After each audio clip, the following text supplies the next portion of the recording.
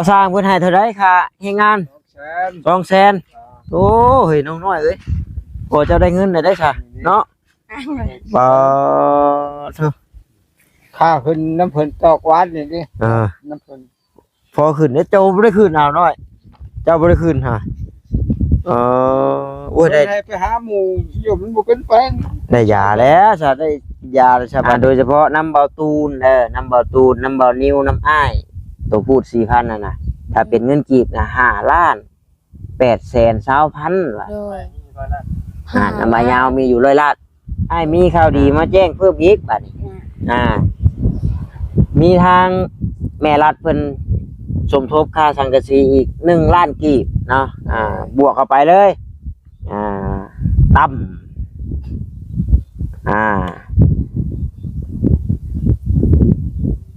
พอดีเป็น6,820,000 กีบโอ้เหมือนเลยนี่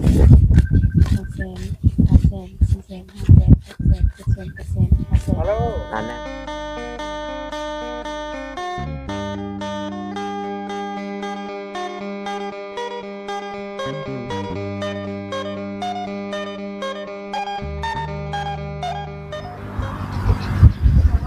โยมบ่ได้มีผู้ใดอันเฮ็ดเงินเฮียน้ำสูบน้ำสางอีกบ่เฮ้ยเดี๋ยวมันทั่วเด้อยันว่ามันมีหลักลงเรือเฮียน้ำสางนะน้องพี่น้องจังได๋เด้ฉันพาห้องน้ำมันน้องน้อยเพิ่นนี่เนาะกระทั่งแม่เพิ่นว่าให้ปิดไว้พี่น้องเอ้ยย่านมีแนวมาตกลงอีกว่าซั่นว่าตาย่านแต่เป็นแบ่และเป็นแบ่บ่เป็นไก่บ่แล้วก็งัวน้อยพี่น้องเนาะยันว่ามันผ่านมา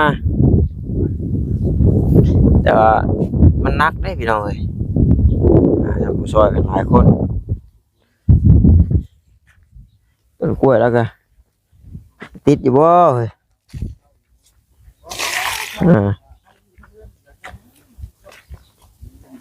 หดหัวขาหัวชิไข่เนาะ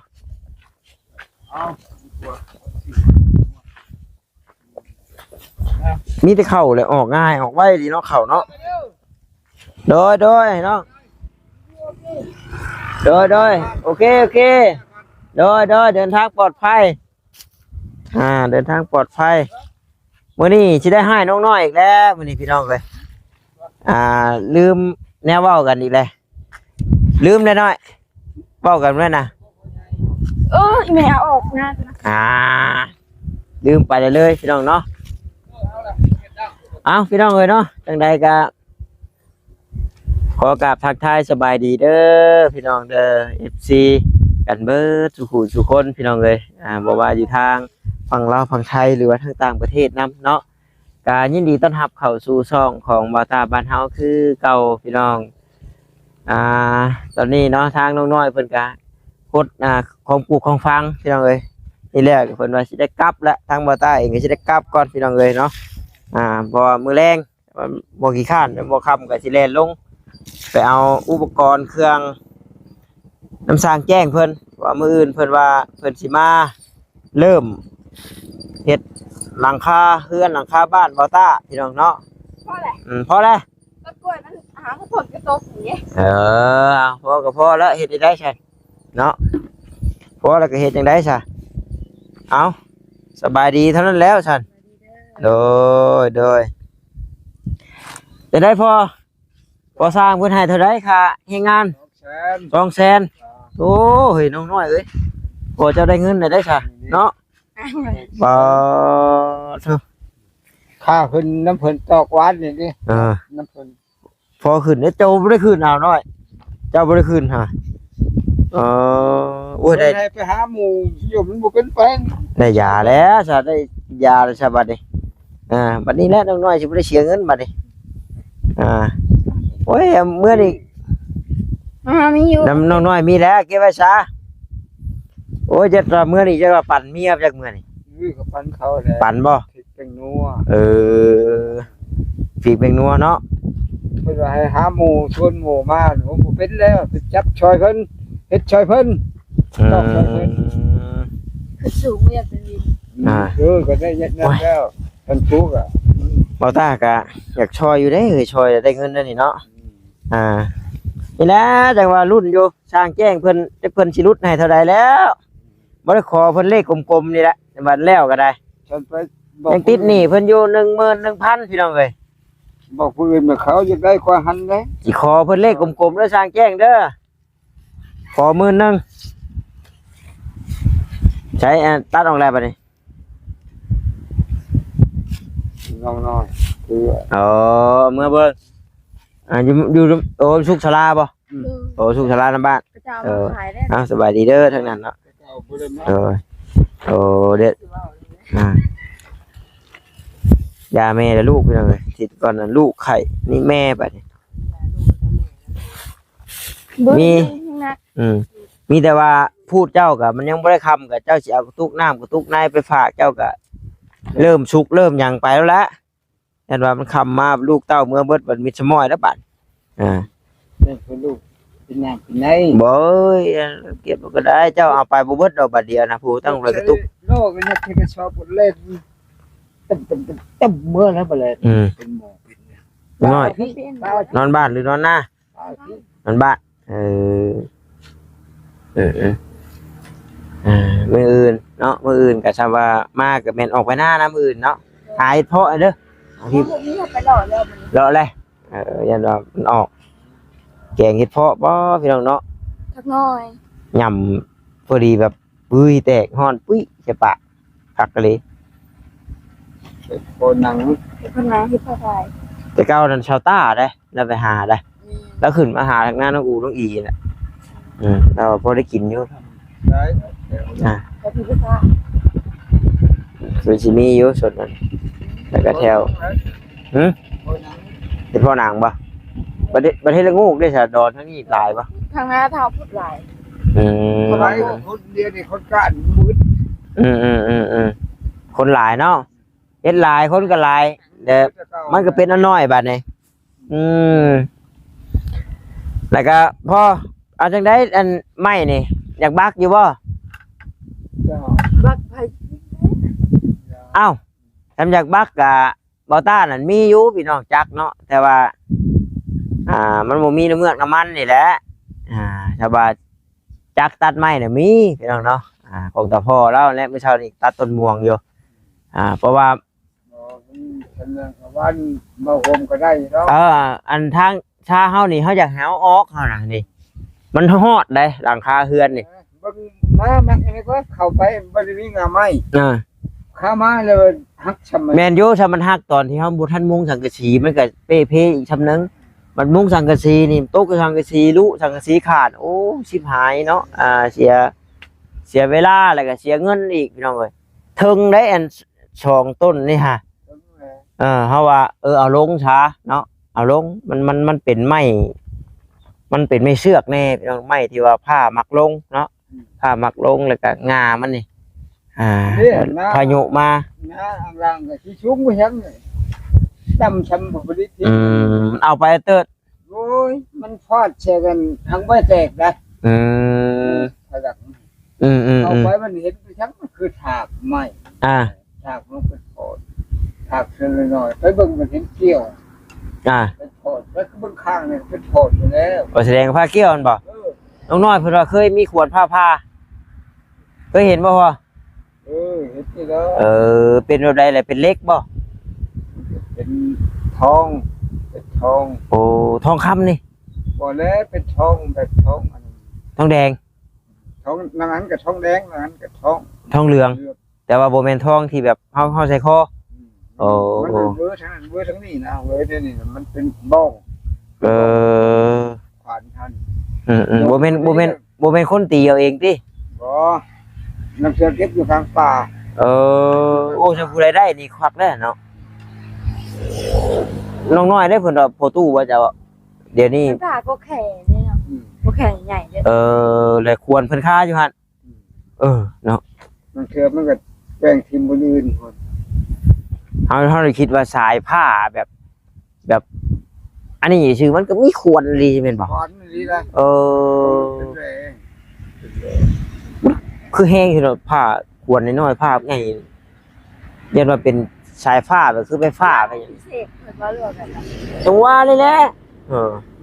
เป็นอะไรแล้วไอ้ก็บ่จักเห็นแต่ในนิทาน มีบ้องคือกัน เห็นแต่ในนิทานนางมีขลากับอันรามาสูรบ่ เป็นอะไร เอาเพิ่นไล่ญาติอันแก้วมณีโชคบ่แก้วมณีกันแล้วก็ดึกวันไทยผ้าแตกผ้าดังบ่จักคือกันเห็นแต่ในนิทานเนาะเรื่องเล่าทานแม่นครับ มีแท้ มันเป็นบ่เข้ามาเนาะ แต่เป็นบ่กล่าวมาดอกสิ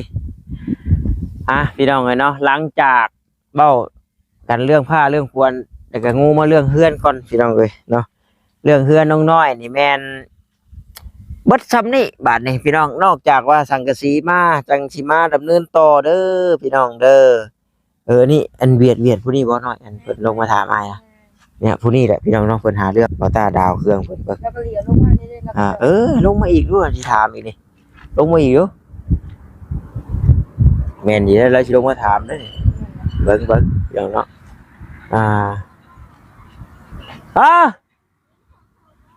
พอเถื่อ บ่เถื่อ พอเท่า ว่านี่แล้วจักบ่เฒ่าคนใดลงมาเบิ่งใช่บ่นี่ค่ะพอบ่ได้เอาเครื่องเพิ่นก็มาหาว่าเอาเครื่องเดียวเนาะไม่นะเครื่องใช้ปีใช้ เราไม่ได้เคยใช้เชื่อเขาจะเคย ปีใช้ ย่านมีคนแอบอ้างนะมีคนแอบอ้างคนตัวนะเนาะ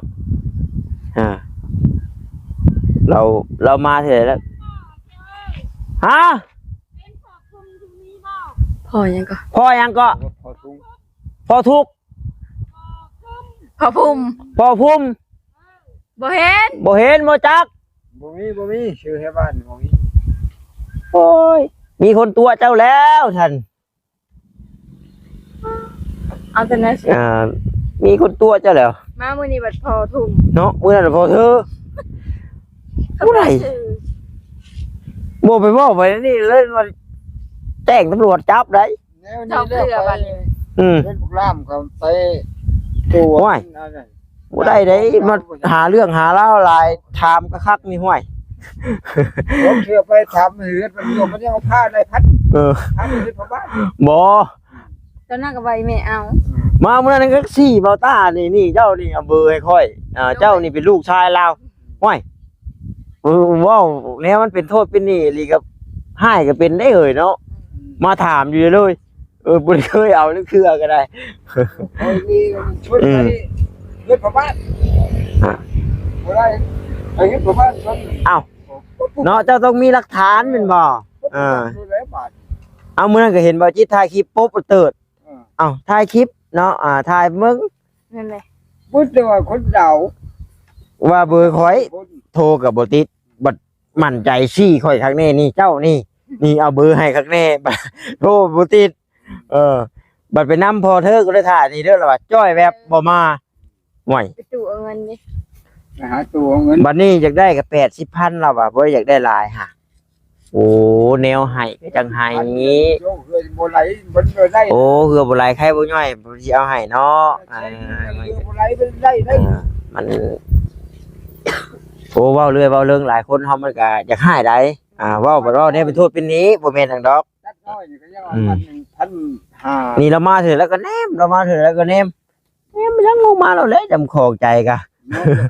มาถามเบิ่งกันก็คัก เนาะ คือน่ะเฮียตาพระเขาเฮ็ดพ่อบ้านเลย ปุ๊บตลอดที่พอยังมันช้าหลาย มื้อนั้นเราว่าพอเธอนี่เรานั่งอยู่เถียงนาแล้วว่ะมื้อนี้นั่นพอยังก็ พอพุ่ม พอพุ่มมื้อนี่เอาอย่าเว้าไปเลยเนาะเอามาเรื่องของเฮาก่อนมาพี่น้อยมาพี่ให้พอเราสูบยาแล้วก่อนเดี๋ยวสิแจ้งข่าวดีน้องน้อยเพิ่มเติมอีกก่อนแต่ว่าฮู้แล้วจักนี่ยังบ่ยังอยู่ข่าวดีกะนี่แล้วเรื่องสังกะสีนี่แหละพี่น้องเอ้ยแล้วอยู่ดอกน้อยเอ้ยใจเย็นมื้อนั้นพอรัดเราก็แฮงโทรมาอยู่มื้อน่ะว้าอยากให้น้องเพิ่นแล้วได้ไว้ดิว่าซั่นพอรัดกับแม่รัดนี่อยากลงกันได้เนาะ ซื้อกัน มาลัดไงลัด โดยเพิ่นก็โอ้ยซอยอยู่พอรัดเพิ่นก็ได้ซอยเอื้อยอยู่เรื่องเนาะทางน้องน้อยเพิ่นก็ได้รับการช่วยเหลือหลายอยู่หลายเทื่ออยู่น้อยๆเนาะก็คือว่าแหละพี่น้องเอ้ยทางเพิ่นก็เพื่อสิหาเงินได้บ่แม่นของลิลิตพี่น้องเนาะนั่นดีได้หน่อยเอ้ยเนาะทั่วโลกเลยทั่วโลกเลย เออมาถามนี่ถามสินอีกแหละพี่น้องเลยเนาะหัวมาโหลดใช่พี่น้องเนาะ มาเลยใช่พอแล้วพอนี่ มาใช่พอดันพอนี้ให้ก็เป็นได้เลย ปกติพวกเราให้ พอแล้วหน่อยบ่ยับไปหลายก็อย่าสิบ่เห็นหมออันคือกับการยอมรับว่าใจเพิ่นร้อยอยู่พี่น้องเอ้ยเนาะผู้เพิ่นให้ดาวนะคนเวียดเว้าโดยเฉพาะเรานี่ได้พี่น้องบ่ได้ควบรวมได้นี่ผู้ที่เรามานี่ดาวบัดบ่ฮู้ว่าไผเป็นไผบ่ฮู้ชัดเจนบ่ต้าว่าการสิให้ไผดาวมื้อนี้น่ะต้องมีแปะโป้ลายมือข้างแน่แล้วก็มีหลักฐานข้างแน่เฮ็ดใบหยังกันเรียบร้อยให้ยืนถ่ายรูปข้างแน่แล้วนะมันจังบ่มีการฉ้อโกงกันเกิดขึ้นแม่นบ่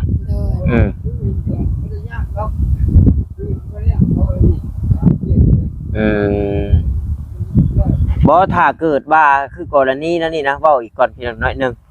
ถ้าคือกรณีที่ว่าคือชุมบ่ต้าบัดเฮ็ดอันเกี่ยวกับอันนี้อยู่แล้วสินะมันต้องมีเบอร์มีเฟซมี LINE อยู่แล้วแม่นบ่ขึ้นในอัน YouTube ลางเทื่อบัดเอาเบอร์เฮาได้ซะแม่นเลยคนอื่นน่ะนะสมมุติว่าเจ้านี่อยากได้เครื่องสิข่อยซื้อน้องนั่นน้องนี่เด้อเด้อเฮือนข่อยสิไปมั่วๆสินะแล้วก็เอาเบอร์นี่เด้อเบอร์ผู้นี้สินะห่วยแล้วก็มาทวงซะบ่โทรก็ติดอีหลีเด้อบัดนี้ของเบอร์มันมีอีหลีใน YouTube มีอย่างจดเอาไปเนาะเดี๋ยวงานสิบ่เข้าจะบ่ซะแท้จริงผู้เอาไปนั่นบ่แม่นเรื่องเนาะอันชื่อนั่นน่ะก็ตัวสินะคือสมมุติสิได้นี่บางเทื่อถึกช่วงเรามาอาจจะมีอีหลีคนมาเลี้ยงงัวเลี้ยงควายสินะมานั่งอยู่เถียงหน้านี่แล้วมาขายอูแล้วมาเอาดาอูบัดเอาซะอูแล้วนี่บอกว่าเด้อพ่อข่อยซื้อพ่อนั่นเด้อข่อยเด้อนี่ได้เถียงหน้าข่อยแล้วก็ลงมานำอาจจะมีพี่น้องเนาะแต่ว่าสิแล้วบัดมาทวงบ่ถือคนเลยนี่นะบัดเสียซื่อเอาพอบัดเรื่องนี่มาเรื่องเฮือนบัดนี่คือเรื่องเฮือนนี่น้ำเบานิ้วน่ะยังอยู่ล้านเก้าเนาะแม่นบ่ยังล้านเก้าบัดนี้เบาต้ากะเงินบาทนะเบาต้า 4,000 บาทพี่น้องเนาะและน้องนิ้วน่ะแนะนำว่าเจ้าไปแลกเนาะแลกให้เป็นเงินกีบเบิดซะพี่น้องเอ้ยแลกให้เป็นเงินกีบเบิดซะเพราะว่าบัดยามเฮาจ่ายเฮาหยังเฮาก็จ่ายเป็นเงินกีบเนาะโอเคนั่นแหละเบาต้าสิแลกเป็นเงินกีบพี่น้องเอ้ยเงินบาทนั่นถ้าว่า1,000น่ะ680,000พี่น้องเนาะ680,000ก็แล้วแต่ตามเรทนะถ้าว่ามือมันขึ้นมันลงกับบ่แน่เนาะแต่ว่ามือบาต้าแรกมื้อนั้นน่ะยังได้อยู่พี่น้องเนาะ680,000กีบพี่น้องเลยบัดนี้น้ำเบาตุนเนาะน้ำเบาตุนแล้วน่ะล้านเท่าไหร่200,000ล้าน200,000เบิ่งบาต้าสิลองไล่เบิ่งกลมๆซะพี่น้องเอ้ยเนาะ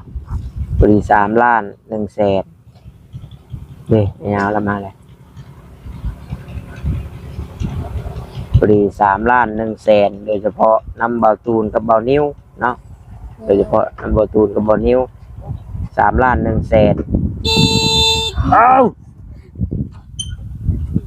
เจ้าหัวมาบ่ฮะอย่านอนรับ2 ล้านได้ใช่ว่าตัวนะ ครับแล้วไม่ได้ปานนั้นว่า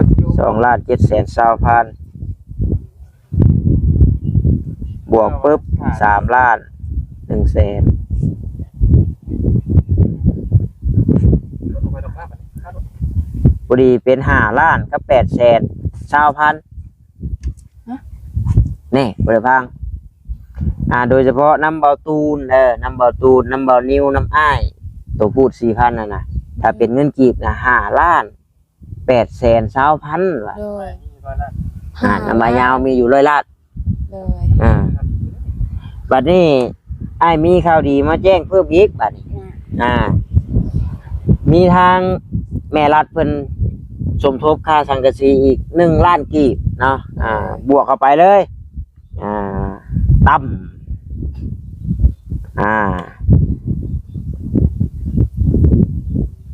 พอดีเป็น6,820,000 กีบโอ้หมื่นได้นี่ นั่นแล้ว หมื่นหน่อยๆได้นี่พี่น้องเนาะ โดย โอ้ถือว่าใกล้ได้นี่ โดย พอดีถ้าไล่เป็นเงินกีบนะ6,820,000เด้อพี่น้องเด้อฮะ อันนี้แล้วนี่ก็เมื่อแล้วนี่เต็มบาทน้อยยังเว้นอยู่บาทเจ้าย่างเมื่อเบิดบาทพี่น้องเนาะนี่แหละว้าวดินับไปเบิ่งก่อนนับจะเป็นผู้นับจะเป็นผู้นับยันว่ามันขาดมันเหลือ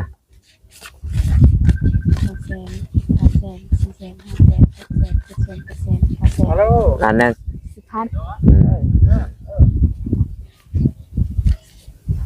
10,000ไปสิบล้าน เรียบร้อย ใช่ เดี๋ยวถ่ายรูปอ่างแม่เพิ่นก่อนเนาะ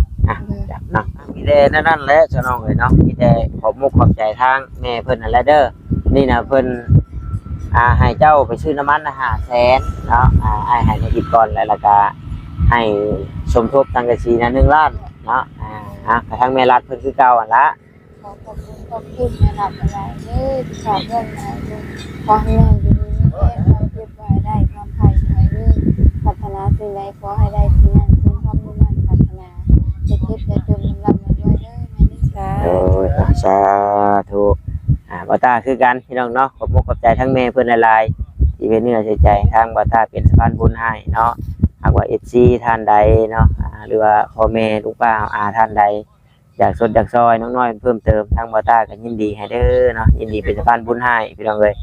มีแต่ว่าคลิปนี้ก็ขอขอบมุกขอบใจทางแม่รัฐเนาะก็ขอให้ทางครอบครัวของแม่พบเจอแต่สิ่งดีๆมีแต่สิ่งดีๆหลั่งไหลเข้ามาในชีวิตเนาะเดินทางไปมาทางใดก็ขอให้ตลอดปลอดภัยคุณพระคุณเจ้าคุ้มครองเฮ็ดหน้าที่การงานใดก็ขอให้ประสบผลสำเร็จเนาะขอให้สมความมุ่งมั่นปรารถนาทุกสิ่งทุกอย่างอย่าเจ็บอย่าจนเนาะขอให้ร่ำรวยมั่งดีมีสุขตลอดปีตลอดไปเด้อเนาะสาธุเนาะก็มีแต่ว่าถ้ารั่วรุ่นเบิ่งบัดนี้พี่น้องเอ้ยเนาะว่าสิมีผู้ใหญ่ท่านใดเพิ่นสมทบเข้ามาเพิ่มเติมอีกบ่เนาะแต่ว่ายอดจำนวนรวมที่ฮู้กันอยู่ตอนนี้นะแม่น6,820,000 กีบพี่น้องเนาะน้องๆเพิ่นใช้เบิดแล้วเนาะน้องเพิ่นใช้เบิดแล้วก็มีแต่ว่า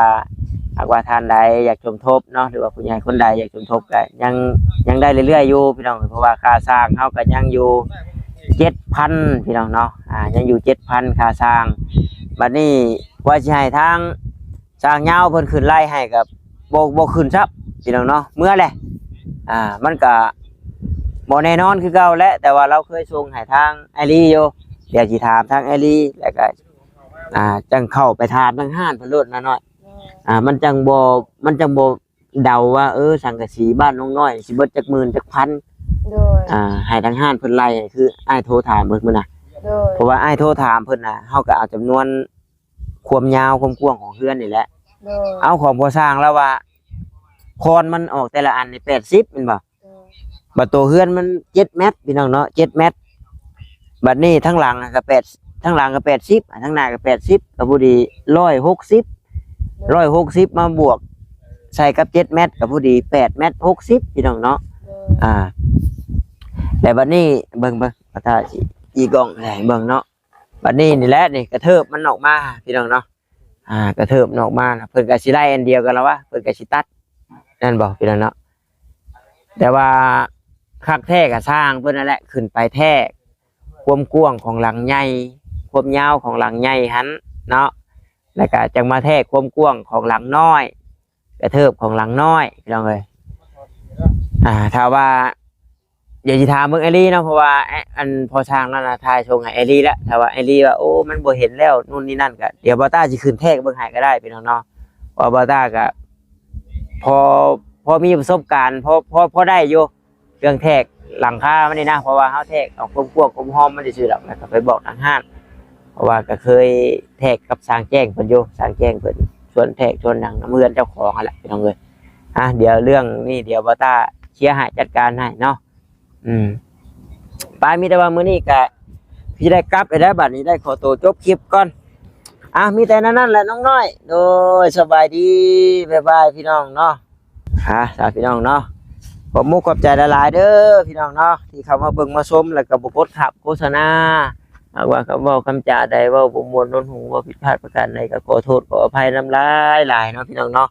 ขอให้พ่อแม่พี่น้องเข้ามาเบิ่งมาชมคลิปนี้จงอยู่ดีมีแฮงร่ำรวยเงินทองบ่สุขสู่คนอย่าเจ็บอย่าจนเนาะโดยเฉพาะทางแม่รัดเพิ่นก็ขอบมุกขอบใจหลายๆที่ให้บ่าวตาเป็นสะพานบุญให้เนาะก็ขอให้ทางครอบครัวของแม่จงอยู่ดีมีแฮงเด้อแม่เด้อเนาะไปมาทางใดขอให้ตลอดปลอดภัยขอให้แม่มีโชคมีลาภ